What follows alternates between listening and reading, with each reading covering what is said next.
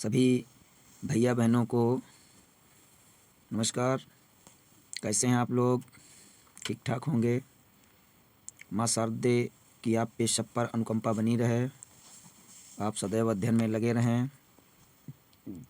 Gurukul Hindi classes में आप सभी का बहुत बहुत स्वागत। मुझे आशा है कि मेरे प्रिय भैया बहन सभी ये कक्षा 9 हिंदी जो वार्षिक परीक्षा पर आधारित प्रश्न पत्र हमने तैयार किया है, इसे ध्यानपूर्वक सभी पढ़ेंगे और अच्छे से अंक प्राप्त करके भविष्य के लिए हाई स्कूल की तैयारी ठीक इसी प्रकार से होगी। हाई स्कूल का ये डेमो क्लास ही समझ लें, क्योंकि जिस प्रकार से कक्षा 10 में हिंदी का प्रश्न पत्र आता है, ठीक उसी आधार पर हमने ये कक्षा 9 का प्रश्न पत्र पूरा हल सहित तैयार किया है, जिसे आप पढ़ लीजिए। सेम कक्षा 10 के पेपर की भांति ये है। इसमें भी समय 3 घंटा 15 मिनट, पूर्णांक 70 सामान्य से निर्देश हैं, जिनको जल्दी जल्दी आप देख लें। प्रारंभ के 15 मिनट आप सभी को प्रश्न पत्र पढ़ने के लिए निर्धारित होंगे और यह प्रश्न पत्र 2 खंडों में विभाजित होगा, खंड का और खंड खा। खंड का में 20 अंक जो बहुविकल्पी होंगे, जिसको आपको OMR सीट पर भरना होगा। ये वार्षिक परीक्षा में यही पैटर्न पर पेपर आपका बन के आएगा। आप बिल्कुल अभी से तैयार रहें, प्रश्नों को तैयार करते रहें। आपको ये प्रश्न पत्र हम आज हल करा देंगे। ठीक इसी प्रकार का आपको वार्षिक परीक्षा में प्रश्न पत्र देखने को मिलेगा। और इसके बाद में हम आपको सारे जितने भी सारे पाठ हैं, संपूर्ण पाठ, संस्कृत हो चाहे वो हिंदी गद्य हो चाहे पद्य हो, और चाहे हिंदी गद्य का साहित्य, हिंदी पद्य साहित्य, रस अलंकार, छंद, समास, संधियाँ, जो भी निबंध, पत्र लेखन, श्लोक, सब पूरा पाठ्यक्रम हम आपको नियमित इसी प्रकार से पढ़ाते रहेंगे। आज ये पहला क्लास है 9th के लिए। अभी तक हमने इंटरमीडिएट और हाई स्कूल का वीडियो अपलोड किया है, और बीच बीच में आप लोगों पर भी हमें ध्यान रखना है, क्योंकि आप ही आगे आने वाले हाई स्कूल में आप ही कर्णधार हैं, नई पौधा आप लोग हैं, तो आपको भी खाद पानी देना मेरा कर्तव्य है। तो तीसरा है, खंड का में 20 अंक हैं, जो 20 बहुविकल्पी प्रश्न होंगे। OMR सीट पर आपको काले अथवा नीले, जिस पेन का प्रयोग करें वो केवल एक ही करें। या नीला करें तो पूरा नीला से ही गोला काला करें, अगर काला करें पेन का प्रयोग करें तो काले पेन से पूरा गोला काला करें। फिर इस प्रकार से चौथा होगा, खंड खा में 50 अंक वर्णात्मक प्रश्न जो है प्रश्न के होंगे, और प्रत्येक प्रश्न के समूह निर्धारित अंक होंगे। आप 50 नंबर वर्णात्मक प्रश्नों को 50 अंकों के करने होंगे, और 20 में OMR, और 30 आपको विद्यालय स्तर पर जो होती है प्रोजेक्ट परीक्षा, जो आपका प्रोजेक्ट सभी का तैयार किया गया है आपके द्वारा, और वो उसकी जांच भी हो गई है। वो आपके अनुशासन, आपकी विद्यालय उपस्थिति, आपका आचार्य और गुरुजन के प्रति व्यवहार, और आप की शिक्षण व्यवस्था और आपका लेख, ये सब निर्धारित करेगा, और उसी हिसाब से आपको प्रोजेक्ट में अंक प्रदान किए जाएंगे।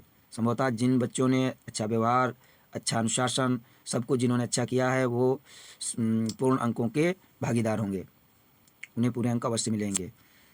और 70 अंक में आपको परीक्षा देनी होगी, जिसमें 20 OMR सीट के माध्यम से नंबर मिलेंगे, और 50 अंक आपको कॉपी पे लिखने होंगे। विवरणात्मक प्रश्नों के उत्तर पुस्तिका पर लिखने हैं। ठीक है, पहला खंड का है बहुविकल्पीय प्रश्न OMR सीट पर, जिसे आपको लिखना है। फटाफट देख लें।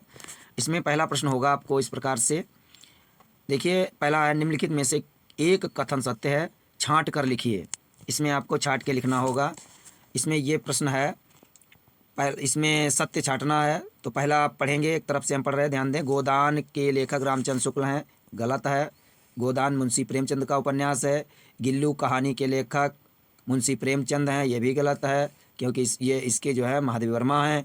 और ये लिखा है सरस्वती पत्रिका के संपादक महावीर प्रसाद द्विवेदी हैं। राइट आंसर, ये बिल्कुल सही उत्तर है, इसे आप टिक कर लें। और ये भी गलत है, उपर्युक्त सभी हो ही नहीं सकते। तो आपका सही आंसर है, सरस्वती पत्रिका के संपादक महावीर प्रसाद द्विवेदी हैं। कृपया ध्यान दें। प्रश्न नंबर 2, ठीक इसी प्रकार के प्रश्न आपको वार्षिक परीक्षा में मिलेंगे। पैटर्न यही रहेगा, और सारे प्रश्न करा देंगे, जितने भी हैं सब हो जाएंगे। तो चाहे जहाँ से पूछा जाए, आपके सब के सब प्रश्न सही होंगे। यदि आपने नाइन्थ को हाई स्कूल समझ करके मेहनत कर ली तो हाई स्कूल में आपको बहुत ही आसान प्रतीत होगा और आप टॉपर लिस्ट में आपका नाम अवश्य होगा यदि आपने पूरी तरीके से अभी से कमर कस ली। जिला लेवल और प्रदेश लेवल में स्थान पाने के लिए नाइन्थ से लेकर हाई स्कूल तक संघर्ष बराबर निरंतर करना होगा। इसके लिए आपको तैयार रहना होगा। तैयारी के लिए हम तो आपके साथ चलने के लिए तैयार हैं। आप बस तुरंत संघर्ष करते रहिए, साथ में लगे रहिए। जैसा बताया जाए उस हिसाब से आप काम करते रहिए, अच्छे अंक प्राप्त होंगे। ये ईश्वर पर मुझे भरोसा है, सब अच्छा होगा। अच्छे लोगों के साथ अच्छा ही होता है। गिल्लू किस विधा की रचना है? तो इसमें कहानी, उपन्यास, नाटक, निबंध, इसमें जल्दी से समझ लें। गिल्लू एक कहानी है और यह संस्मरणात्मक है। महादेवी वर्मा ने अपने जीवन की स्मरण की हुई घटना को इसमें वर्णित किया है। संस्मरणात्मक कहानी है और कोई इसमें रेखाचित्र और संस्मरण कुछ विधा है नहीं, केवल एक कहानी है। तो यह कहानी राइट आंसर। और यह कहानी कैसी है? संस्मरणात्मक है। जीवन की याद की हुई घटना का इसमें वर्णन किया गया है। गिलहरी का एक छोटा सा बच्चा होता है, हमने बच्चों को पढ़ाया भी है, और जो महादेवी वर्मा के फूलदान पर उनसे बहुत हिल मिल जाता है, जिसे कौवे चोंच से कागभूषण मारने की कोशिश करते हैं और इनके द्वारा उसे जीवन दान दिया जाता है। महादेवी वर्मा बचाती हैं और उसकी रक्षा करती हैं और वो जूही की कली पे इधर उधर से घूमता है। यही कहानी पूरी है। गिलहरी का छोटा सा बच्चा, जिसे गिल्लू के नाम से, इन्होंने पशु पक्षियों के नाम से बहुत सी रचनाएँ की हैं। ये पक्षियों से, छोटे छोटे जीवों से बहुत प्रेम करती थी और उनकी कहानी संग्रह में ये कहानियाँ संकलित हैं। तो ये दूसरे में कहानी हो गई। और तीसरा है नासिकेतोपाख्यान के लेखक कौन है? नासिकेतोपाख्यान के लेखक कौन है? इसमें राइट आंसर है सदल मिश्र। राइट आंसर है सदल मिश्र, ये बिल्कुल सही उत्तर है। लल्लूलाल नहीं है, इनका प्रेम सागर है। इनकी रचना प्रेम सागर है। विष्णु प्रभाकर आवारा मसीहा है और सेठ गोविंद दास ने भी नासिकेतो नहीं लिखा है। इन्होंने एकांकी लिखी है, सेठ गोविंद दास जी ने।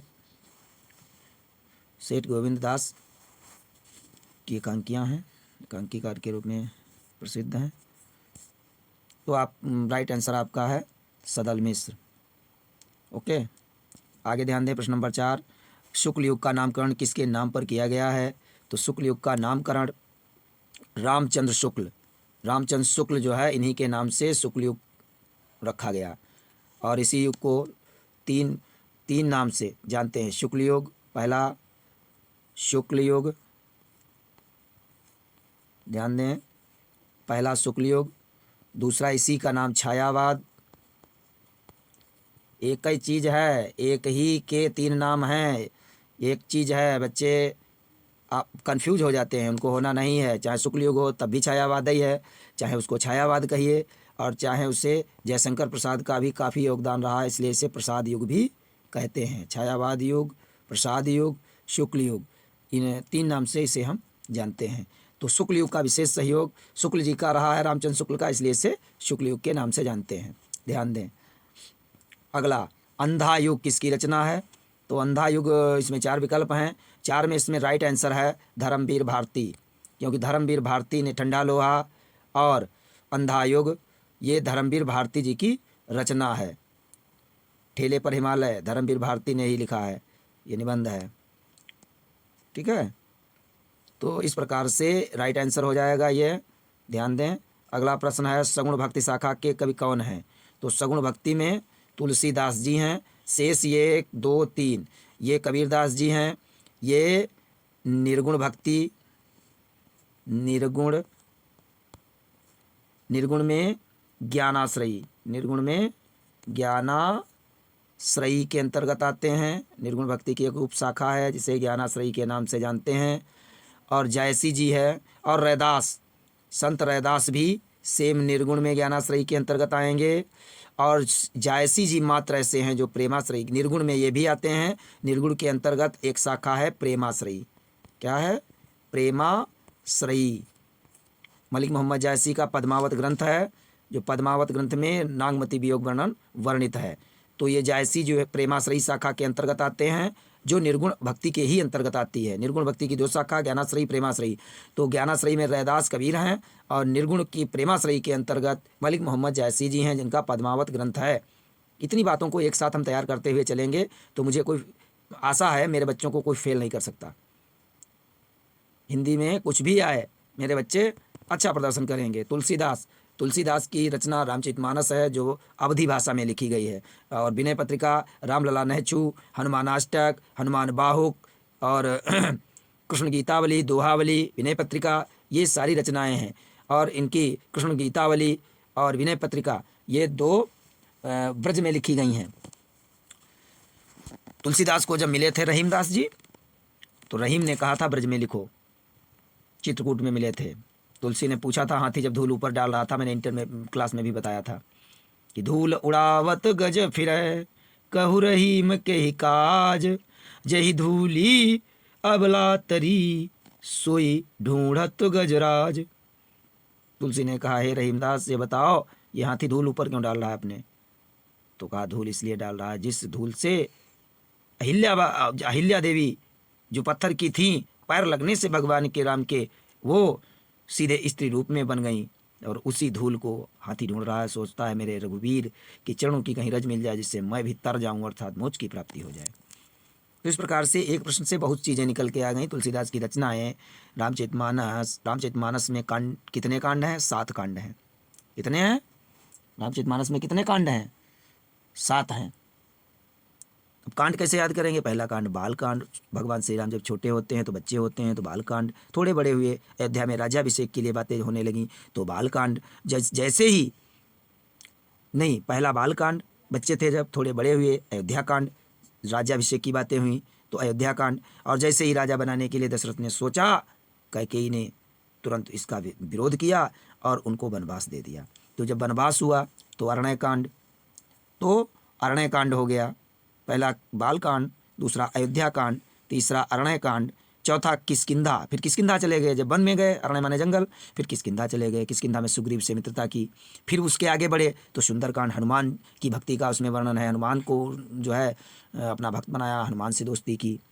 तो सुंदरकांड में वानरों को एकत्रित करके उसके बाद लंका पर चढ़ाई की, लंका कांड के बाद में जब ये सब हो गया तो उसके बाद में उत्तरकांड। तो आपके 7 कांड हैं। 7 कांडों का क्रम बाल कांड, अयोध्या कांड, अरण्य कांड, किष्किंधा कांड और सुंदरकांड, लंका कांड, उत्तरकांड। तो एक ये प्रश्न से मैंने जो है कई चीज़ों को बताने का प्रयास किया। ध्यान दें, तुलसीदास की रचनाएं, तुलसीदास की रचना में कांड कौन कौन से कांड हैं? 7 कांड हैं, 7 कांडों का क्रम। और कबीरदास के ज्ञानाश्रयी शाखा और ये जायसी के भी बारे में बताया, रैदास के भी बारे में बताया। तो ये तमाम प्रश्नों को एक साथ क्लियर करते चलते हैं। आपका समझ लीजिए बोर्ड जो हाई स्कूल है उसकी भी साथ में तैयारी हो रही है। ध्यान दें बच्चे। प्रश्न नंबर 7, किस कवि की पहेलियाँ व मुकरियाँ प्रसिद्ध हैं? ऐसा कौन सा कवि है जिसकी पहेलियाँ और मुकरियाँ प्रसिद्ध हैं? तो इसमें सीधे आप जाएंगे अमीर खुसरो। अमीर खुसरो जो हैं उनकी पहेलियाँ और मुकरियाँ बहुत प्रसिद्ध हैं। अमीर खुसरो बहुत प्रतिभा संपन्न थे।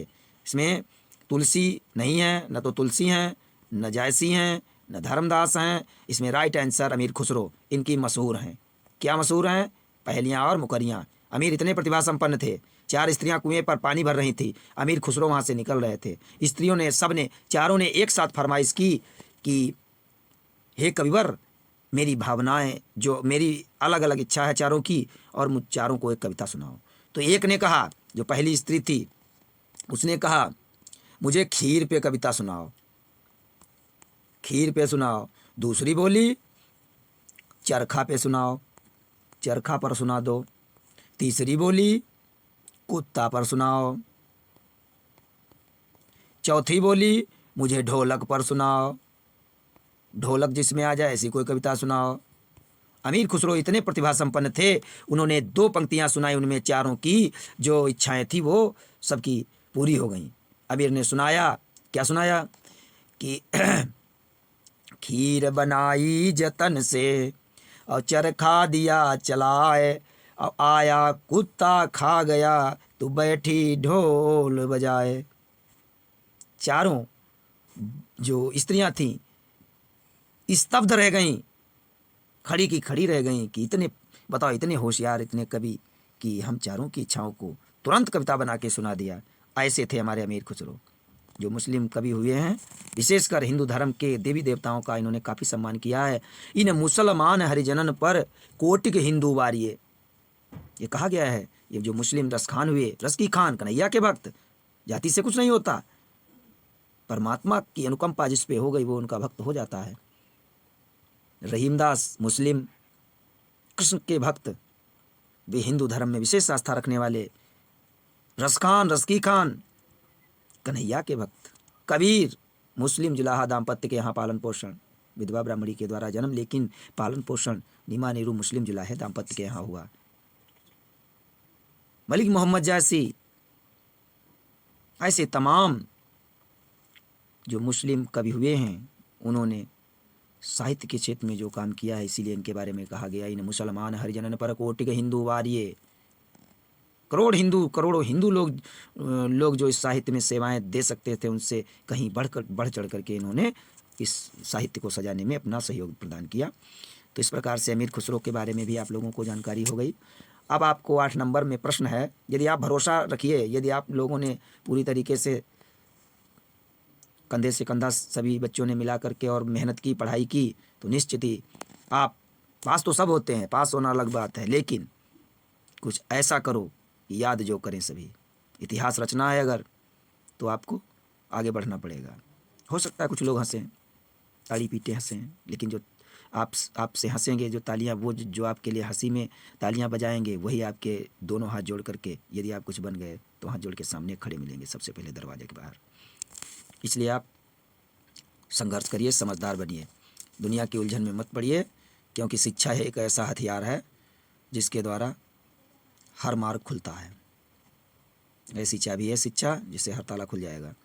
8वां, रही मन पानी राखिए, बिन पानी सब सून, और पानी गए न उबरे, मोती मानुष चून। देखिए इसमें पानी, पानी और पानी 3 बार आया, परंतु बच्चे कहते हैं कि इसमें 3 बार आया, श्लेष कैसे होगा? श्लेष की परिभाषा होती है कि जहां एक शब्द की आवृत्ति एक बार हो और उसके अर्थ कई निकलें। शब्द की आवृत्ति एक बार, अर्थ कई निकलें, ये श्लेष की परिभाषा है, श्लेष अलंकार की। श्लेष का अर्थ होता है चिपका हुआ। इसमें एक ही में कई अर्थ चिपके हों, चिपका हुआ। परंतु ध्यान देने की बात है, इसका सबसे उत्तम उदाहरण है, सुवर्ण को खोजत फिरत कवि बेचारी चोर। सुवर्ण माने सोना, सोने को कौन खोजता? सुवर्ण सुंदर अक्षर, कवि लोग, और सुवर्ण सुंदर रंग। सुवर्ण माने सोना, सुवर्ण माने सुंदर रंग, और स्वर्ण माने सोना, सोना माने चोर। सोने को कौन ढूंढता? चोर। और सुवर्ण सुंदर रंग बेचारी, और सुवर्ण सुंदर अक्षर कवि लोग, तो कवि बेचारी चोर, शब्द एक ही है सुवर्ण, इसके 3 अर्थ निकलते हैं। वहाँ पे आसानी से बच्चे समझ जाते हैं, लेकिन यहाँ भी समझिए, एक पंक्ति में पानी एक ही बार आया है, फिर पंक्ति बदलने पर, पानी आने पर हम उसे अलग नहीं मानेंगे, वो तो अलग अलग हो गया, एक ही बार आया है। रही मन पानी राखिए, एक पंक्ति में एक बार, बिन पानी सब सून, दूसरी पंक्ति में भी एक बार, पानी गए न उबरे, फिर अगली पंक्ति में एक बार, मोती मानुष चून। पानी शब्द एक ही बार है, अलग अलग पंक्तियों में इसीलिए दिया गया। अगर लगातार 3 बार आए, 2 बार आए तो श्लेष नहीं होगा, फिर यमक हो जाएगा। लेकिन यहाँ अलग अलग आया है, इसलिए पानी शब्द की आवृत्ति एक ही बार है एक पंक्ति में, और उसके 3 अर्थ हैं। पहले पानी माने चमक, मोती में चमक होगी तभी उसकी कीमत है। मनुष्य का अगर स्वाभिमान खो गया, पानी का मतलब स्वाभिमान, पानी चला गया, कहते तुम्हारा पानी समाप्त हो गया, स्वाभिमान खत्म हो गया, तुम्हारे अंदर पानी नहीं बचा। और चूना वास्तविक अगर जल नहीं होगा, पानी के बिना चूना काम नहीं करेगा, बेकार हो जाएगा, उसकी उत्पत्ति पानी के अभाव में संभव नहीं है।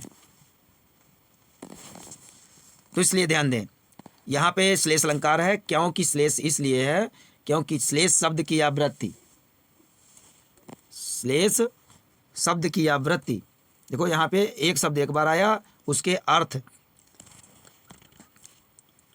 अर्थ कई निकल रहे हैं। मोती के पक्ष में चमक, मनुष्य के पक्ष में स्वाभिमान, चूना के पक्ष में पानी। ध्यान दें। 9 नंबर प्रश्न है, सुर नर मुनि सब कय यह रीति, स्वार्थी लाग करें सब प्रीति। इसमें ये ठीक कर लें, यहाँ पर ले नहीं होगा, ले की जगह स्वार्थ लागे करहीं सब प्रीति, लागी होगा। कौन सा छंद है? तो दूर से ही समझ में आ रहा है कि ये चौपाई है, ये रामचरितमानस की चौपाई है, लेकिन आधी है। पूरी चौपाई में 4 चरण होते, 16-16 मात्राएं होती हैं। अब चौपाई कैसे? सुर। अब मात्राएं कैसे आप लगाएंगे? देखो, सु हमने बताया था अ ई उ। यदि अ ई उ ये लगे हों अक्षर, ये मात्राएं होती हैं, इनमें केवल एक मात्रा होती है। तो इसमें सु उ तो एक मात्रा उ लगा है, रा में एक मात्रा छोटा है, नर में एक एक, मुनि में एक एक, और ये एक और हो जाएगी। तो नर मुनि सब में एक एक, कै में 2, यह में एक एक एक, और यह रीति 2 2। तो 2 2 4 2 6 2 8 2 10 2 12 2 14 और 2 16। ये 16 मात्राएं पहले चरण में हो गए। चारों चरणों को ये देखेंगे, सब में 16 ही 16 मात्राएं होंगी, इसलिए चौपाई छंद है। न दोहा है न रोला है, ये कोई भी नहीं है। तो राइट आंसर हो गया चौपाई। और इसमें 2 ही चरण है, 4 चरण होने चाहिए चौपाई में, ध्यान दें।